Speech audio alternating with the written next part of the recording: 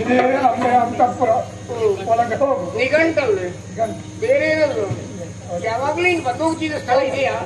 ಹೋಗು ಬೆಳಿಗ್ಗೆ ಆಯ್ತು, ನಾನೇ ಒಳಗೆ ಹೋಗ್ತೇನೆ. ಇಲ್ಲಿ ಚೊರೆ ಅಂತ ಹೋಗು ಮಾರೆ. ನನ್ನನ್ನು ಬೇಡ. ಒಳ್ಳೆ ಅವಕಾಶ. ಯಾರು ಚಿತ್ರ ಉತ್ತಮ ಮಾಡಿ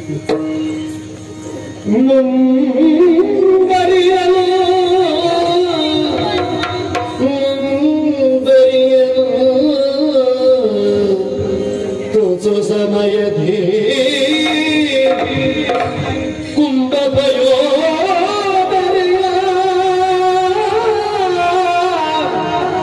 ಮುಂಬರಿಯಲು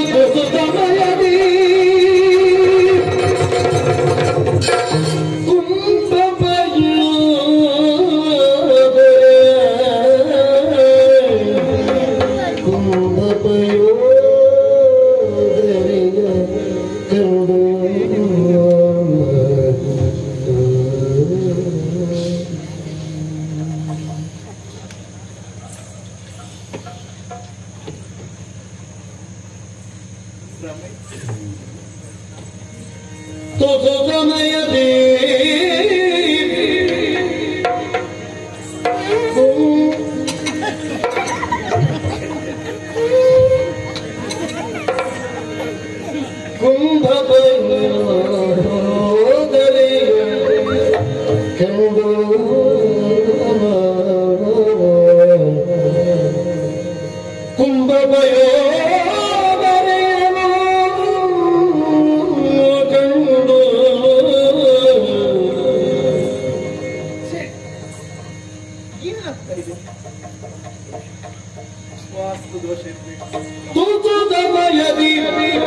ಕುಂಭಭಯೋ ಕುಂಭಭಯೋ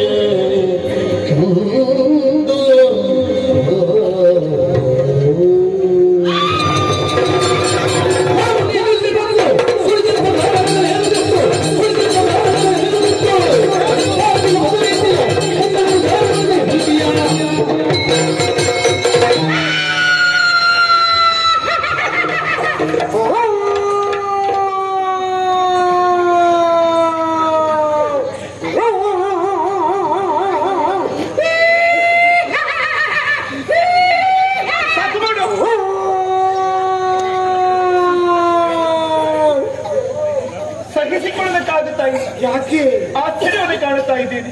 ಯಾರು ನಿತೀಶಾಚಾರ್ಯ? ಆಶ್ಚರ್ಯ ದಿಗ್ಭ್ರಮೆ ಆಯ್ತು ನನಗೆ. ಇದು ರಂಭಾ ನಿವಾಸ. ನಾನು ಹಾಯಾಗಿ ಪಗಡಿಸಿದ್ದೆ. ನಿನ್ನ ಗಾಯ ಆಗಿ ಪಗೋಡ ತಿಂತ ಇದೆಯಾ? ಮಲಗಿದ್ದೆ. ಅಪ್ಪಡಿ ವಿನಃ ಪ್ರವೇಶ ಇಲ್ಲ ಎನ್ನುವ ಹಾಗೆ ಬರೆದು ಹಾಕಿದ್ದಾರೆ. ನಾನು ನನ್ನ ಅಪ್ಪನನ್ನು ಕರ್ಕೊಂಡ್ ಬರ್ಲಿಲ್ಲ. ಅಯ್ಯೋ, ಅನುಮತಿ ಎನ್ನುವುದು ಬೇಕು. ಒಳ ಪ್ರವೇಶ ಮಾಡಿ ನೋಡಿದ್ರೆ ಎಲುಬಿನ ಹಂದರ. ಯಾರು ನೀನು? ಬರುವರೆ ಕಾರಣವೇನು? ಎಲ್ಲವನ್ನು ಸವಿಸ್ತಾರವಾಗಿ ಹೇಳುತ್ತೇನೆ.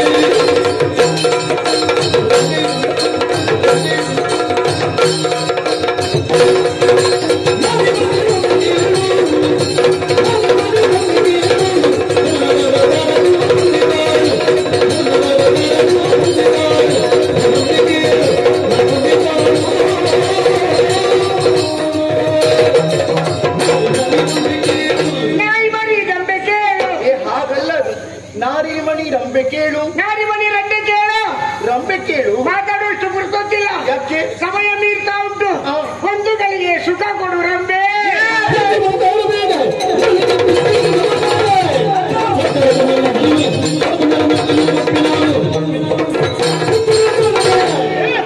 ಬಾಯಿ ಮುಚ್ಚು, ಬಾಯಿ ಮುಚ್ಚು. ಯಾಕೆ?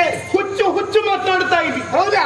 ಏನಂತ ಭಾವಿಸಿಕೊಂಡೆ? ಏನು? ರಂಬೆಯ ಸುಖ ಬೇಕು. ಹಾ. ಅಯ್ಯ ಪ್ರೇತವೇ, ಪಂಚಭೂತಾತ್ಮಕವಾದಂತಹ ಪ್ರಪಂಚದಲ್ಲಿ ಹಾ. ಪಂಚಭೌತಿಕವಾದಂತಹ ಶರೀರಕ್ಕೆ ಹಾ. ಏಕಕಾಲದಲ್ಲಿ ಹಾ. ಸುಖವನ್ನು ಕೊಡುವಂತಹ ಸಾಮರ್ಥ್ಯ ಇರುವುದು ಹೆಣ್ಣಿಗೆ ಮಾತ್ರ. ಯಾರು ಹೇಳಿದ್ರು? ನಾನೇ. ಪಂಚಭೌತಿಕವಾದಂತ ಈ ಪ್ರಪಂಚದಲ್ಲಿ ಪಂಚೇಂದ್ರಿಗೂ ಕೂಡಿದಂತ ದೇಹಕ್ಕೆ ಸುಖ ಕೊಡೋದಕ್ಕೆ ಹೆಣ್ಣು ಸಮರ್ಥ ಅಂತ ಹೇಳಿದವರು ಯಾರು? ಹೆಣ್ಣೇ ಶಕ್ತಿ ಅಲ್ಲ. ಯಾಕೆಲ್ಲ? ಅಂಗಡಿಯಲ್ಲಿ ಮಾರಲ್ಪಡುವ ಸಾಮಾನ್ಯ ಒಂದು ಚಪ್ಪಲಿಗೆ ಆ ಯೋಗ್ಯತೆ ಉಂಟು. ಪಂಚಭೂತಗಳು ಯಾವುದು ಹೇಳು? ಪಂಚೇಂದ್ರಿಯಗಳು, ಪಂಚೇಂದ್ರಿಯಗಳು ಮತ್ತು ಪಂಚಭೂತಗಳು. ಕಣ್ಣು, ಕಿವಿ, ಮೂಗು, ನಾಲಿಗೆ, ಚರ್ಮ. ಹೌದು. ಹಾ. ನೋಡಿ, ಅಂಗಡಿಯಲ್ಲಿ ಚಕ್ಲಿ ತೆಗೆದು ಹೀಗೆ ನೋಡು, ಉರುಟು ಉಂಟು ಕಣ್ಣಿಗೆ ಆನಂದವನ್ನು ಉಂಟು ಮಾಡ್ತದೆ. ಹಾಗೆ ಅದರ ಬಾಯಿಗಾಗಿ ಆಗಿ ಕರುಕುರು ಎನ್ನುವ ಶಬ್ದ ಕಿವಿಗಿಂಪಾಗ್ತದೆ. ಹಾಗೆ ಮೂಗಿನ ತರದ ತಗೊಂಬ, ಅದರ ಪರಿಮಳ ಮೂಗಿಗೆ ಆನಂದವನ್ನು ಉಂಟು ಮಾಡ್ತದೆ. ಅಗಿತ್ತ ಹೋದಾಗ ನಾಲಿಗೆಗೆ ರುಚಿ ಕೊಡ್ತದೆ.